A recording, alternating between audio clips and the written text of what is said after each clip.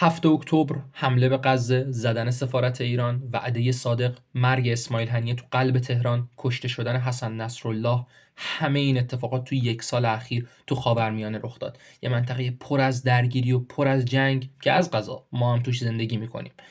بعد از هر کدوم از این اتفاق دو طیف فکری متفاوت، دو گروه اصلی، دو راهکار کاملا مختلف رو به عنوان راهکار برای برون رفت از این بحران‌ها پیشنهاد میدادن، چه از داخل ایران چه از خارج ایران. یه گروه معتقد بودن که باید بزنیم، باید انتقام بگیریم، باید نشون بدیم که توانایی دفاع از خودمون رو داریم، باید نشون بدیم که دنبال جنگ و درگیری نیستیم، ولی اگر بهمون حمله بشه جواب سختی میدیم، دشمن رو امون نمیدیم. گروه دیگه معتقد بود که نه، ایران نباید وارد جنگ شه. درگیر شدن و شروع کردن یک جنگ اختتامیه خوبی نداره، پایانش تلخ خواهد بود.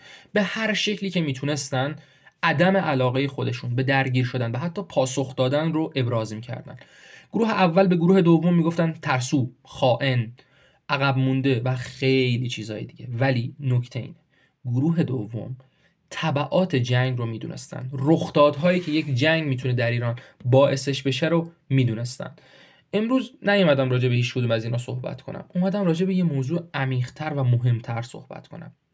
نسل من و هم نسلای من که مخاطب همین ویدیو هم هستن، اواخر دهه 70 تا اوایل دهه 90، نسل زد. برخلاف پدر مادرامون جنگو ندیدیم. نزدیکترین تجربهمون به جنگ کال آف دیوتی بوده و بتلفیلد، یه مش بازی. دنیای دیجیتال نهایت آگاهی ما از جنگ رو بهمون میداد، یه فضای عجیب و غریب که مردن توش معنی نداشت.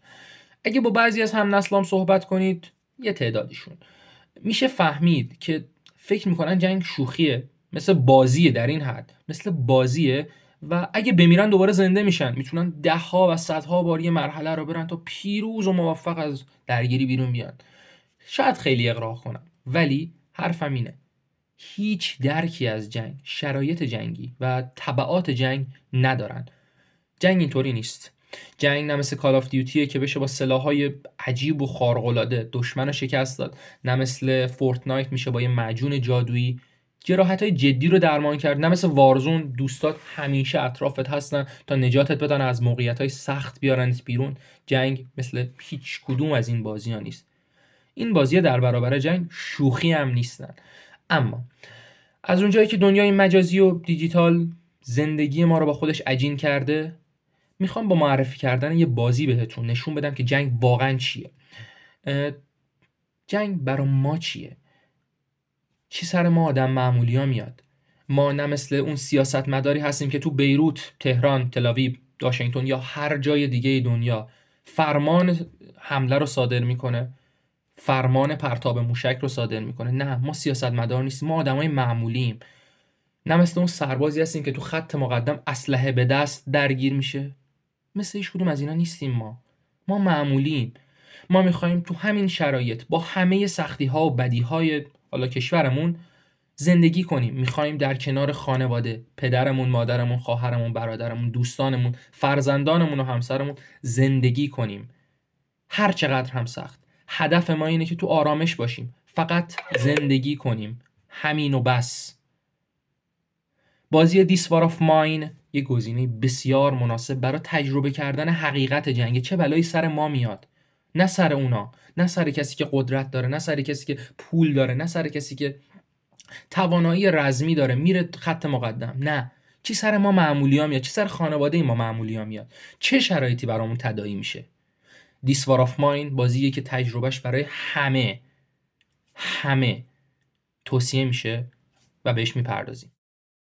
This War of Mine یه بازی فوق‌العاده که در مورد تجربیات افراد جنگ زده است، تجربیات و داستان افراد جنگ زده کمک میکنه بهتون که بیشتر با حال و هوای جنگی آشنا بشید و احساسش کنید. برای ما معمولی‌ها قصه‌های متفاوتی روایت میشه، مثل قصه دختر و پدری که مادر بر اثر بیماری فوت کرده. این دختر و پدر فقط همدیگر رو دارن توی دنیا. دختر بعد از مرگ مادر دیگه صحبت نکرده و حالا مریضه. دارو نیست، غذا نداریم، سرپناه درست حسابی هم نداریم، آب نداریم. مشکلاتش بسیار زیاده. پدر باید بتونه این مشکلات رو حل کنه و یعنی دختر از دست میره. تو بازی هرچی پیش میرید بیشتر میفهمید که این پدر چقدر عاشق دخترشه. اما هیچ امکاناتی برای درمان دخترش نداره. یه استامینوفن ساده، یه تبر معمولی، یه باند خیلی ابتدایی، چیزایی که الان خیلی راحت در دسترسمون و میتونیم تو هر داروخونه پیداشون کنیم، تو فضای جنگی کالای لوکس حساب میشن. به دست آوردنشون انقدر راحت نیست. اما پدر هر کاری میتونه برای دخترش میکنه، هر چی که میتونه براش پیدا میکنه، با وجود دردهایی که خودش داره، غم از دست دادن همسر، بیماری دخترش و تنها بودن تو این دنیا و تو این شرایط جنگی، باید خودش و دخترش رو زنده نگه داره. کار آسونی نیست. زنده موندن از بلایای طبیعی مثل گرما و سرما، یخبندان و بارون، نبود غذا، نبود دارو، وضعیت خیلی خطرناکی که تو جنگ دارن، هر لحظه ممکنه یه موشک بخوره و تموم شه.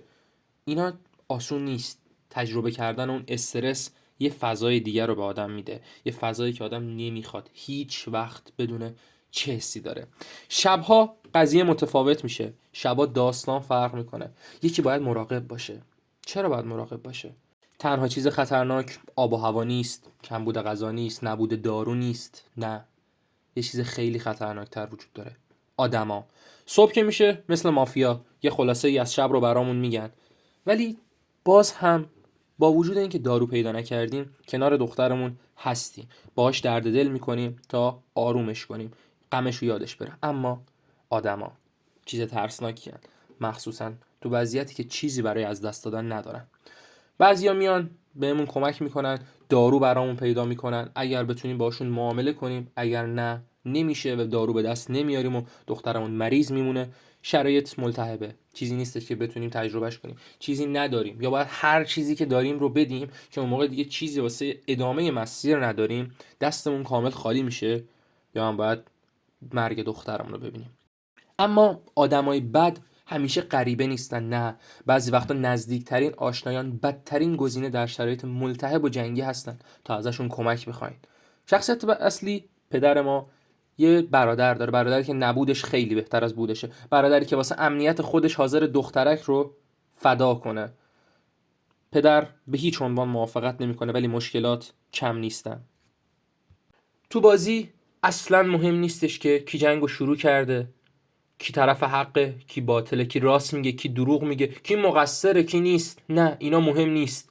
مسئله ما نیست. مسئله ما زنده موندنه. گفتم ما سیاستمدار نیستیم، ما مردم معمولیم که باید زنده بمونیم، نه اینکه کار خاصی کنیم. جنگ اینه. جنگ شوخی نیست. جنگ تراژدی به شدت تلخه، با چاشنی آوارگی و بدبختی. برای بمب و بمب افکن‌ها فرقی نداره نژادت، رنگ پوستت، قومیتت، زبانت، مذهبت، سنت، دینت، هیچی فرقی نداره. کار بمب اینه که بکشه. خیلی خوبم کار خودش رو انجام میده. خیلی جنایت ها که در حالت معمولی حکم زندان و اعدام دارن، توی جنگ یه چیز طبیعی به نظر میان. توی جنگ جون آدما میشه یه عدد که بهش میگن تلفات. همینقدر ساده و بیارزش.